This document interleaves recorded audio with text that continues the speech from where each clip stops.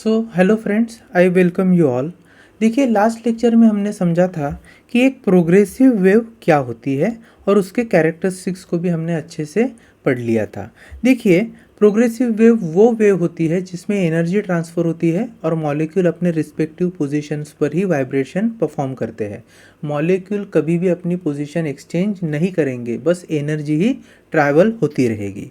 अब progressive wave के साथ साथ मान लीजिए मेरे पास कोई भी एक वेव है, तो उसके कुछ एलिमेंट्स को हमने स्टडी किया था जिसमें बात चली थी डिस्प्लेसमेंट की। अब यहाँ पर देखिए, मैंने आपको एक वेव निकाल कर दी है, ठीक है। अब मान लीजिए ये जो एक्स एक्सिस है ना, वो कोई मीडियम है जहाँ से वेव पास हो रही है। तो होता क्या है, जब कोई वेव पास होती है तो उसके जो पार्टिकल्स है मीडियम के, वो वाइब्रेट करना स्टार्ट करते हैं।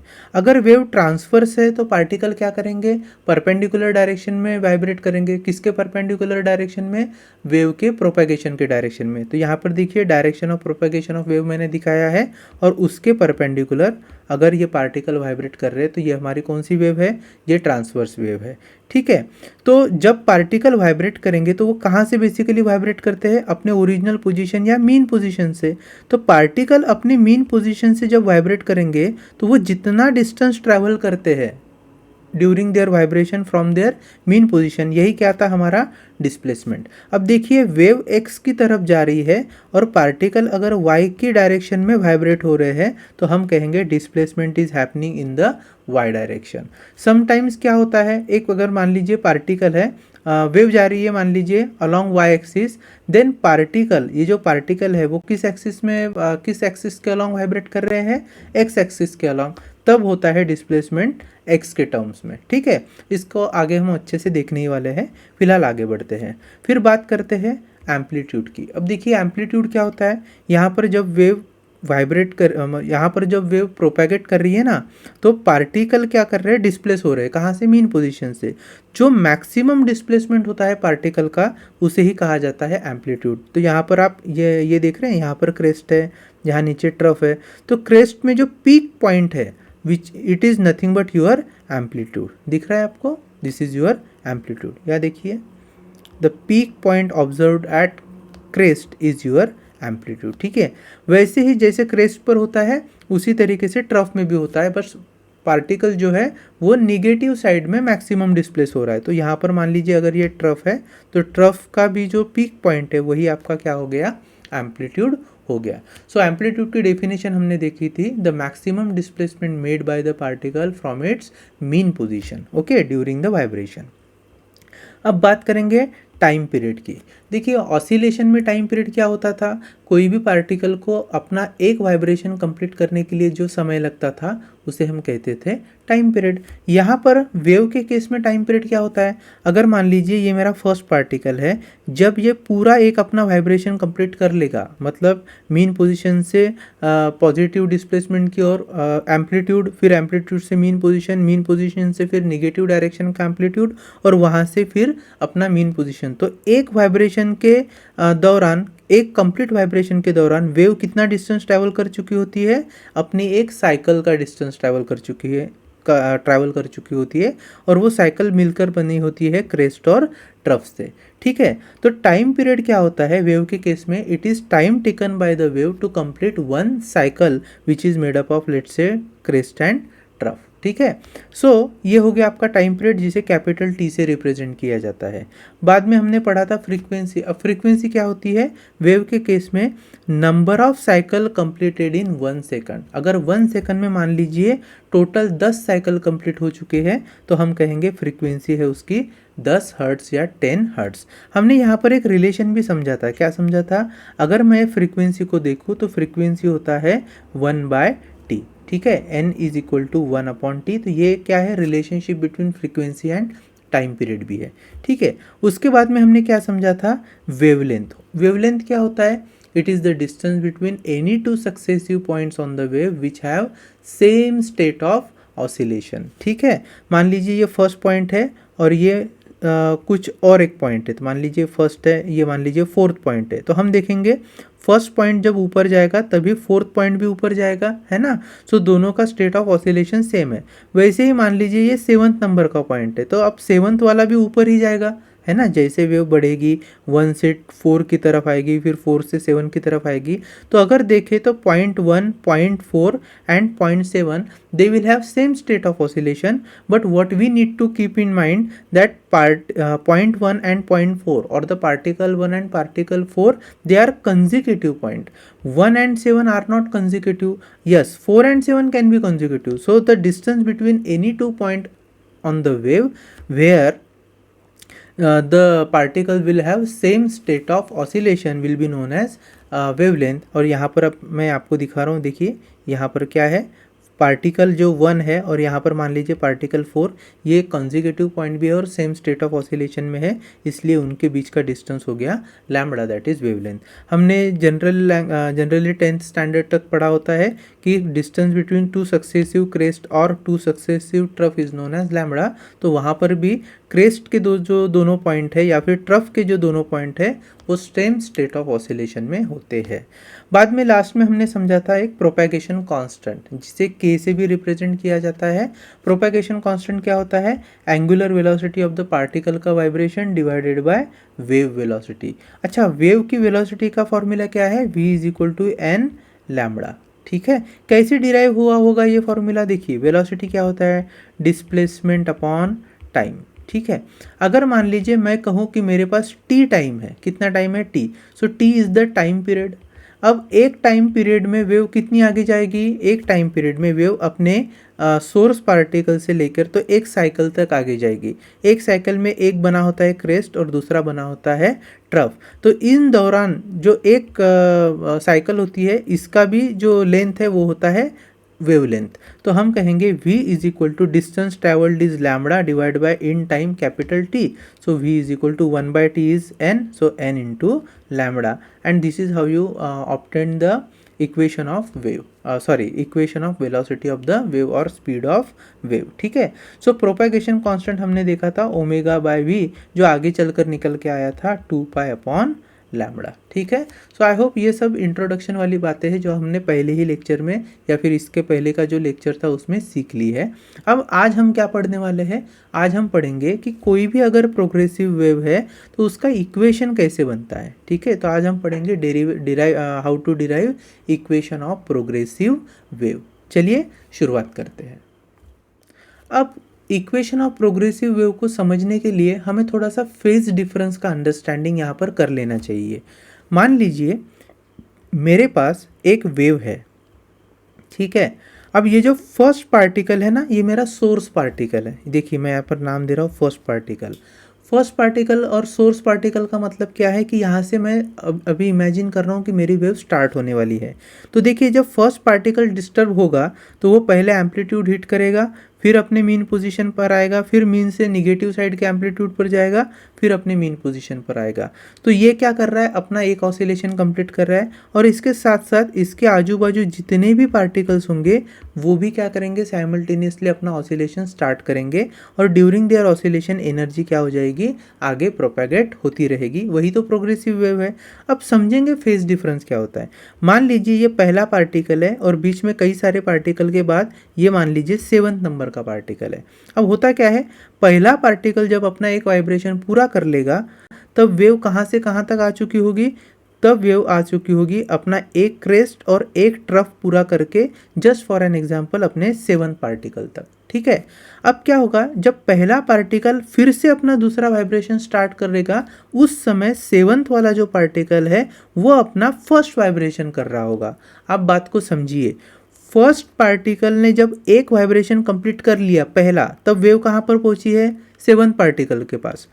जब फर्स्ट पार्टिकल अपना सेकंड वाला वाइब्रेशन स्टार्ट करेगा, उस समय 7th पार्टिकल अपना फर्स्ट वाइब्रेशन स्टार्ट करेगा। यहाँ तक बात क्लियर है? ठीक है, अब थोड़ा सा ना रेफरेंस सर्कल मेथड पे जाते हैं। मान लीजिए मैं पहले ही पार्टिकल पर फोकस कर रहा हूँ। ठीक है, अब पहले पार्टिकल को अपन मान लेते हैं कि यहाँ से शुरुआत हो रही है फर्स्ट पार्टिकल की। जब वो एक वाइब्रेशन कंप्लीट कर लेगा तो वो कितना थीटा कवर कर रहा है, वो अपना थीटा कवर कर रहा है 2 पाई। ठीक है, और यहाँ पर जो हमने ऊपर वेव की डायग्राम बनाई है, अब यहाँ पर आ जाइए। जब पहले पार्टिकल का पूरा एक ऑसिलेशन कंप्लीट हो गया तो वो 2 पाई रेडियन या फिर हम कह सकते हैं 360 डिग्री अपना ऑसिलेशन कंप्लीट कर चुका है। ये जो 7th नंबर का पार्टिकल है वहाँ पर स्थिति क्या है, 7th नंबर का पार्टिकल फर्स्ट पार्टिकल का एक राउंड कंप्लीट होने के बाद अपना ऑसिलेशन शुरू करेगा। ठीक है, इसका मतलब है अगर पहला पार्टिकल 2 पाई रेडियन कंप्लीट करके आया है तब 7th पार्टिकल का कोई भी ऑसिलेशन नहीं हुआ है, उसका फेज है 0। अब पहला और 7, अब क्या पहला पार्टिकल और 7वां पार्टिकल अब ये साथ में ऑसिलेशन स्टार्ट करेंगे, है ना, क्योंकि जो वेव है वो आपकी 1 से लेकर 7 तक तो पहुंच गई है। अब 7 के बाद क्या होगा, जैसे ही वेव आगे बढ़ेगी तो 7वां पार्टिकल भी ऊपर जाएगा जब पहला पार्टिकल अपने सेकंड ऑसिलेशन के लिए शुरुआत कर रहा होगा। इसका मतलब है first and 7th particle they will start their oscillation together and once and when 7 particle would complete its first oscillation it means first particle would have completed 2 oscillations, है ना। जब 7वां पहला ऑसिलेशन पूरा कर चुका होगा तो पहले पार्टिकल ने कितनी की होगी, अपने 2 ऑसिलेशन, मतलब पहले पार्टिकल के पास टोटल थीटा हो गया 4 पाई जब 7th पार्टिकल का थीटा है 2 पाई। अब यहाँ पर फेज डिफरेंस समझते हैं।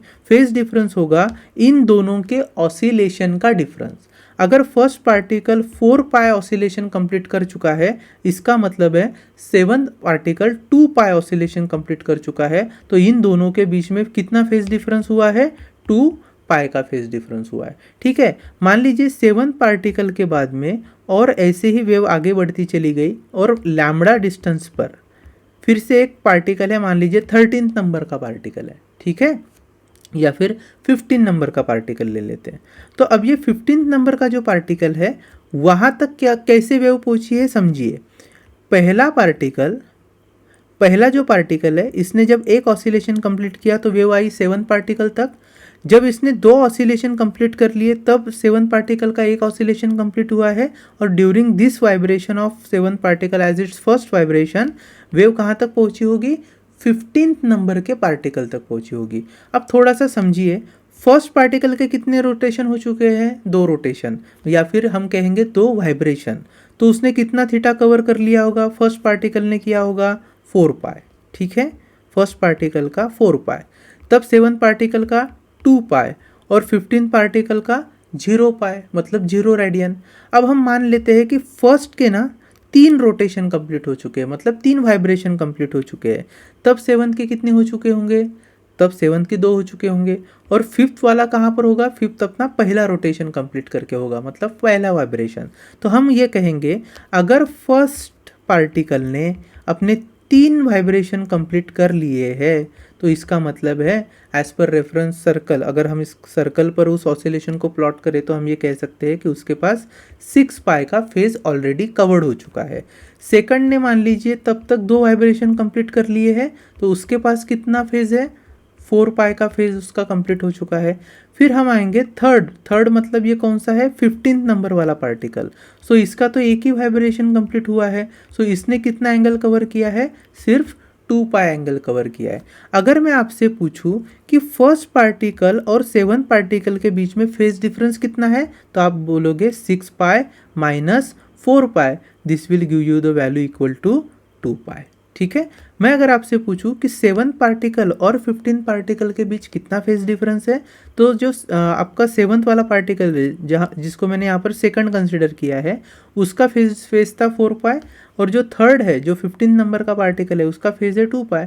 सो 4 पाई में से अगर 2 पाई को माइनस कर दे तो 2 पाई का phase difference exist in between 7th particle and 15th particle. If I ask you what is the phase difference between first particle and 15th particle, thereby you will say that 6 pi minus 2 pi that is 4 pi.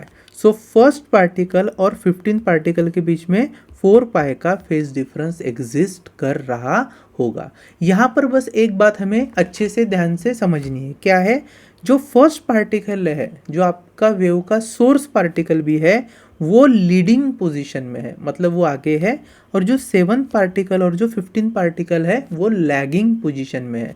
ये कब possible है, जब wave travel कर रही हो आपके positive x direction में, क्योंकि वेव की शुरुआत 1 से हुई है और वो आगे धीरे धीरे प्रोपेगेट होते होते 15 तक जा रही है। ठीक है, अगर ऐसा है तो 15 वाला लैगिंग पार्टिकल है, लैगिंग LAGGING, लैगिंग मतलब पीछे पीछे रहना, और जो पार्टिकल सबसे पहले आगे था उसे हम कहेंगे लीडिंग पार्टिकल।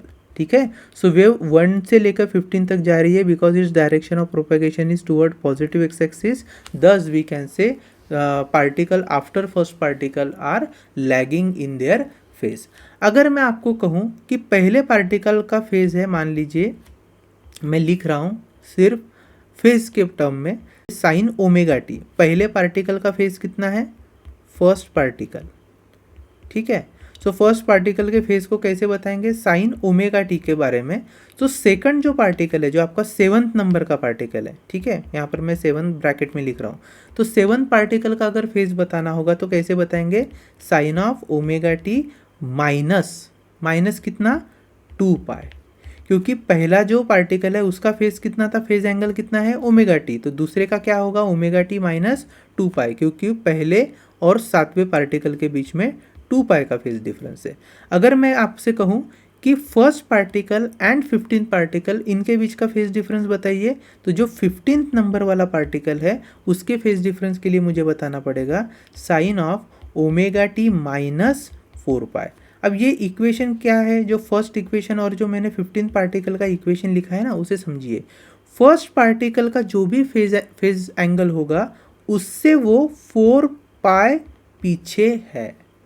ठीक है, इसलिए हमने इस तरीके के रेफरेंस को काउंट किया है। आई होप कि आपको अच्छे से अब फेज डिफरेंस समझ में आ गया होगा। आगे चलते हैं actual derivation of equation of progressive wave की तरफ। तो दोस्तों यहाँ पर आप देख पा रहे होंगे मैंने एक डायग्राम निकाली है जहाँ पर वेव को दर्शाया है। ठीक है, अब इस वेव का नेचर समझिए। ये वेव जा रही है टूवर्ड्स पॉजिटिव एक्स डायरेक्शन, ठीक है, जिसका amplitude towards positive side is positive A और negative side is minus A. ठीक है, यहाँ पर पार्टिकल 1 जो है वो जब एक साइकिल कंप्लीट कर लेगा तो उसके डिस्टेंस को मैंने लैम्बडा से बताया है, और एक कोई भी एक रैंडम पॉइंट ले लिया है p जो x डिस्टेंस पर है। तो हम कहेंगे कि भैया कंसिडर अ वेव, या फिर प्रोग्रेसिव वेव बोल दीजिए आप, consider a progressive wave travelling in x direction. ठीक है, जब ये x डायरेक्शन पे ट्रैवल कर रहा होगा तो जितने भी पार्टिकल है मीडियम के वे क्या कर रहे होंगे, y डायरेक्शन में वाइब्रेट हो रहे होंगे। तो जितने भी पार्टिकल y डायरेक्शन में वाइब्रेट होंगे उनके डिस्प्लेसमेंट को हम y के टर्म्स में लिखेंगे। ठीक है, तो मान लीजिए मैं अपने फर्स्ट सोर्स पार्टिकल की बात करूँ, so equation of displacement for first particle क्या हो जाएगा, equation of displacement for first particle मैं उसे लिख रहा हूँ y1 is equal to a into sine of omega t. ठीक है, जो फर्स्ट सोर्स पार्टिकल है उसका ये वेव का इक्वेशन है, मतलब डिस्प्लेसमेंट इक्वेशन है। ठीक है, फर्स्ट पार्टिकल का डिस्प्लेसमेंट इक्वेशन। अगर मैं बात करूँ p पॉइंट की, ठीक है, so if I right displacement equation of p point, displacement equation of point P, तो चाहो तो मैं इसे yp लिख सकता हूँ, है ना, क्योंकि इसका भी डिस्प्लेसमेंट किस डायरेक्शन के अलॉन्ग होने वाला है, y डायरेक्शन के अलॉन्ग। तो इसे लिख रहा हूँ, देखिए yp is equal to a into sine of.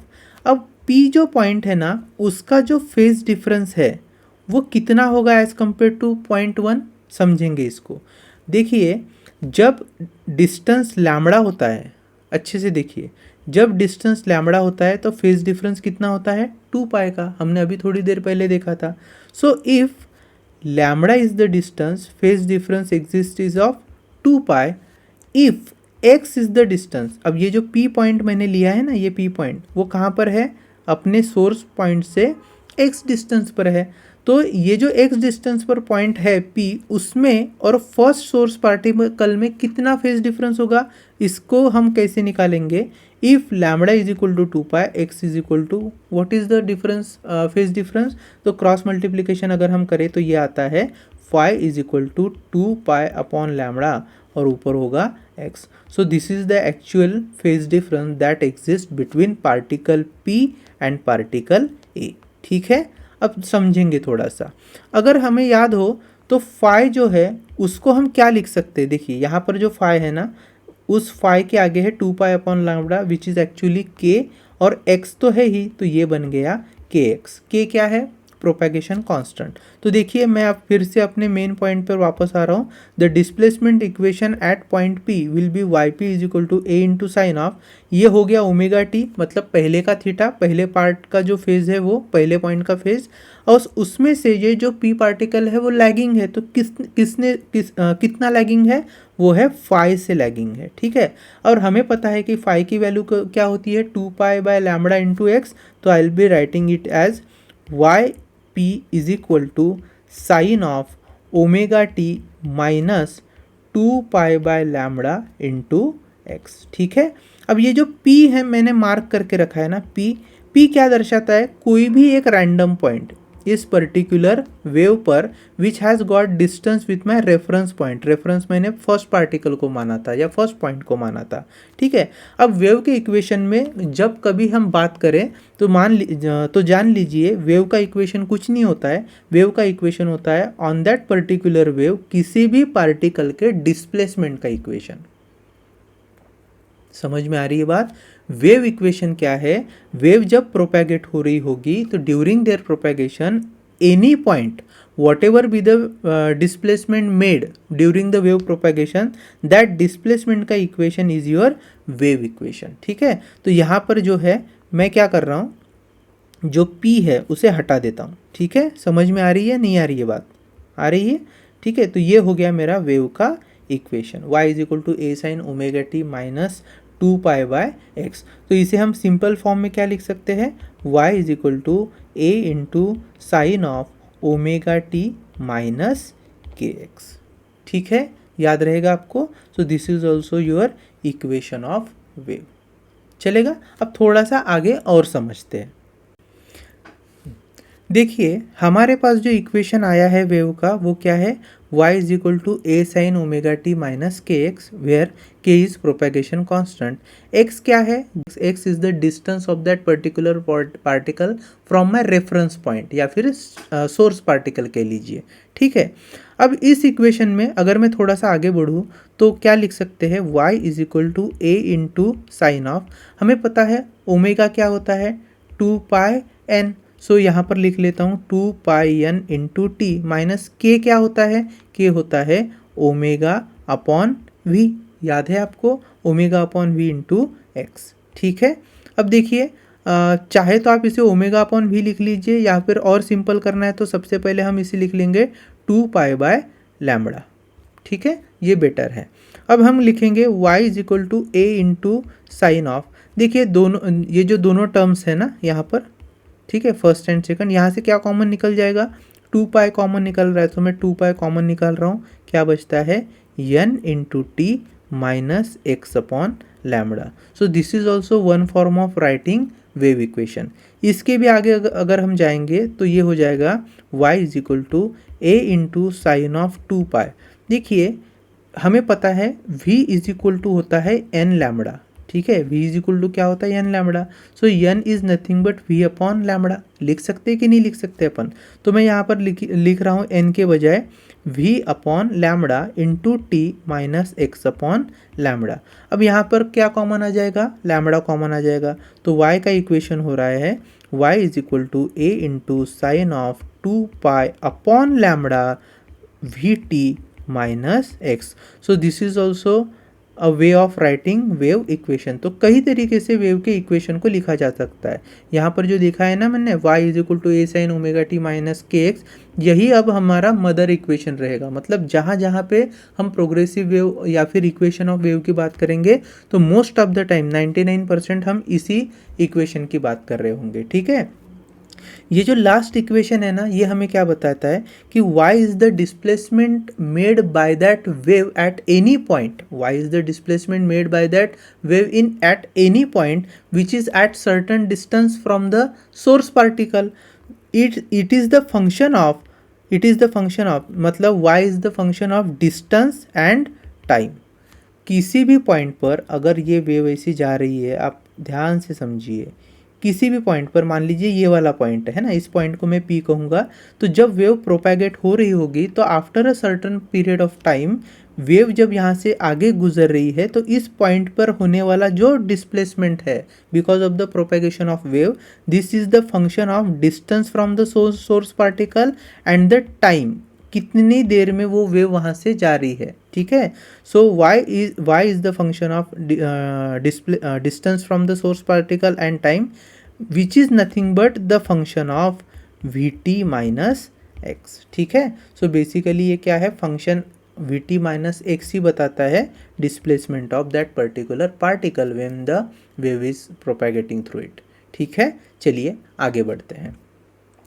अब आपने अपने बुक में देखा होगा कि उन्होंने displacement at any point when wave propagates through is given by y is equal to a into sine of k x minus omega t लिख कर दिया है। ठीक है, देखिए ये दोनों ही इक्वेशन करेक्ट है। कौन सा, y is equal to k x minus omega t, और हमने जो पढ़ा है पहले y is equal to a into sine of omega T minus के एक्स। अब फ़र्क क्या है, अगर मान लीजिए मैं कोई एक वेव निकाल रहा हूँ जहाँ पर सबसे पहली शुरुआत हो रही है क्रेस्ट से और बाद में आ रहा है ट्रफ। ठीक है, अगर इस इक्वेशन को लिखा जाए y is equal to a into sine of omega T minus के एक्स, तो इसके अगेंस्ट इसी वेव के नेचर को अगर मैं इस तरीके से ड्रॉ करूँ, पहले ट्रफ बाद में क्रेस्ट, ठीक है, तो ये इक्वेशन बन जाएगा y is equal to a into sine of k x minus omega t. अगर मान लीजिए पहले केस में जब पहले क्रेस्ट आई थी और बाद में ट्रफ बना था, इस इक्वेशन को अगर लिखा जाए y is equal to a into sine of k x minus omega t, तब इसके just exactly opposite equation wave जिसमें पहले ट्रफ बनेगा बाद में क्रेस्ट बनेगा। ठीक है, तब इसे क्या लिखा जाएगा, y is equal to a into sine of omega T minus के एक्स। तो आप कंफ्यूज मत होना, y is equal to a sine omega T minus के एक्स भी उतना ही वैलिड है जितना y is equal to a sine k x minus omega t भी वैलिड है। ठीक है, तो आगे जब हम इस चैप्टर में इक्वेशंस लेंगे तो हम यही इक्वेशन लेंगे y is equal to a sine omega T minus के एक्स। ठीक है, चलिए आगे बढ़ते हैं। दोस्तों, अगर आपको ये सवाल पूछा जाए कि right the equation of progressive wave when wave is travelling along positive x direction, तो यहाँ पर ना मैं एग्जांपल के तौर पर आपको दिखाता हूँ करके। मान लीजिए ये मीडियम का इक्विलिब्रियम पोजीशन है और यहाँ से वेव ट्रैवल हो रही है। सो हम सोर्स पार्टिकल से वेव को आगे लेते लेते जा रहे हैं। ठीक है, अब ये जो हमारा सोर्स पार्टिकल है, this is let's say first particle and the direction of propagation of wave is towards positive x. अब मान लीजिए ये जो P पॉइंट है, this P point is situated at distance x। ठीक है, x डिस्टेंस पर, कहाँ, कौन से पॉइंट से, जो मेरा सोर्स पार्टिकल है या रेफरेंस पार्टिकल है। अब इस पर्टिकुलर केस में ये जो पार्टिकल P है ये लीडिंग फेज में है या लैगिंग फेज में है, थोड़ी देर पहले हमने समझा था ना, ये पार्टिकल जो P है वो थोड़ी देर के बाद वाइब्रेट होने वाला है, इसका मतलब है ये लैगिंग में है। तो मैं पहले इस P पार्टिकल का अगर इक्वेशन बनाना चाहूँ तो क्या हो जाएगा, वो y is equal to a into sine of omega T minus के एक्स। ठीक है, कैसे आया, क्योंकि मेरे पास पहला जो मेरा सोर्स पार्टिकल है उसका इक्वेशन क्या था, a into sine of omega t, और इसके कंपैरिजन में, मतलब फर्स्ट पार्टिकल के कंपैरिजन में जो मेरा p पार्टिकल है जिसको मैं एज अ वेव के इक्वेशन के फॉर्म में लिखने वाला हूँ, वो लैगिंग में होने के कारण माइनस के एक्स आ गया। ठीक है, तो हम कहेंगे if the wave is travelling in positive x direction the equation of wave is given by y is equal to a sine of omega T minus के एक्स। ठीक है, याद रहेगा। अगर आपको ऐसा सवाल पूछा जाता है कि right the equation of wave, ठीक है, right the equation of progressive wave when travelling along, मान लीजिए पॉजिटिव की जगह होगा निगेटिव एक्स डायरेक्शन। अब निगेटिव एक्स डायरेक्शन के लिए हम कैसे करेंगे, अब यहाँ पर देखिए इस क्वेश्चन को मैंने क्या लिखा है, right the equation of progressive wave travelling along negative x direction. तो यहाँ पर देखिए कोई अगर ऐसी वेव है जो which is travelling along negative x direction और मेरा रेफरेंस पॉइंट मान लीजिए 1 है। रेफरेंस पॉइंट से जो पी पार्टिकल है वो एक्स डिस्टेंस पर है, ऐसे मैं मान के चलता हूँ। आई होप कि ये डायग्राम जो है वो आपको समझ में आ रही है। ठीक है, वेव की डायरेक्शन ऑफ प्रोपेगेशन कहाँ है, towards the negative x side. और ये जो पी पार्टिकल है, पी पार्टिकल से होते हुए वेव कहाँ तक आई है, फर्स्ट पार्टिकल तक। अगर फर्स्ट पार्टिकल का इक्वेशन है y1 is equal to a into sine of omega t, अगर फर्स्ट पार्टिकल का equation a sine omega t है, तो जो p पार्टिकल है उसका इक्वेशन क्या हो जाएगा, a इंटू साइन ऑफ, अब देखिए फेज क्या होगा p का, p से होते हुए वेव 1 तक आई है, मतलब p लीडिंग फेज में है, तो इसका जो थीटा है, p जो फेस कवर करेगा वो निश्चित तौर पर फर्स्ट पार्टिकल से पहले ही कर चुका होगा। मतलब ऐसे हो सकता है कि पी पार्टिकल ने अगर पहला वाइब्रेशन कंप्लीट किया है, तब शायद थोड़ी देर के बाद फर्स्ट पार्टिकल अपना वाइब्रेशन कर रहा हो। तो पी क्योंकि लीडिंग फेज में है, तो हम इस इक्वेशन को लिखेंगे that A into sine of omega t, और इससे वो थोड़ा लीडिंग में है, मतलब ओमेगा टी प्लस फाई, और फाई को ही लिखा जाता है के एक्स। तो फाइनल इक्वेशन हो जाएगा, equation of wave is y is equal to a into sine of omega t plus k x. ठीक है, अब इस चीज को अच्छे से याद रखना। ठीक है, अब देखिए हमने दोनों इक्वेशन को कैसे लिखा है। If wave is travelling in positive x direction y is equal to a sine omega T minus के x, and if the wave is travelling in negative x direction y is equal to a sine omega t plus k x. देखिए plus k x होगा या minus के x होगा, ये depend करता है आप रेफरेंस कहाँ से सिलेक्ट कर रहे हो, क्योंकि एक्स डायरेक्शन जो है वो बताती है उस पर्टिकुलर पॉइंट का distance from your reference particle. ठीक है, देखिए यहाँ पर ना वेव एक्स की तरफ जा रही है, पार्टिकल वाई डायरेक्शन में वाइब्रेट हो रहे हैं, इसके लिए डिस्प्लेसमेंट इक्वेशन बनाए y is equal to a sine omega T minus के एक्स। अगर मान लीजिए कोई एक पर्टिकुलर वेव है जो y डायरेक्शन में ट्रैवल कर रही है, तो डिस्प्लेसमेंट होगा अलॉन्ग x डायरेक्शन। तो ये इक्वेशन क्या हो जाएगा, x is equal to a into sine of omega T minus k y. ठीक है, और यहाँ पर ये जो नीचे है उसमें भी मान लीजिए वेव जा रही है y डायरेक्शन में। अब ये पहले केस में पॉजिटिव y जा रही होगी, अब दूसरे केस में मान लीजिए वो निगेटिव y जा रही है। तो ऐसे केस में इक्वेशन बनेगा x इज इक्वल टू, क्योंकि डिस्प्लेसमेंट जो है पार्टिकल का वो x डायरेक्शन के अलॉन्ग होगा, so x is equal to a into sine of omega t plus k y. ठीक है, आई होप यहाँ तक आपको इक्वेशन ऑफ प्रोग्रेसिव वेव अच्छे से समझ में आ गया होगा। इसके बाद हम समझेंगे रिफ्लेक्शंस ऑफ वेव के बारे में। ठीक है, जहाँ पर हम लॉन्जिट्यूडिनल और ट्रांसवर्स वेव के रिफ्लेक्शन का फिनोमिना क्या है और वो कैसे रिफ्लेक्ट होते हैं उन्हें अच्छे से समझेंगे। चलिए मिलते हैं नेक्स्ट वीडियो में।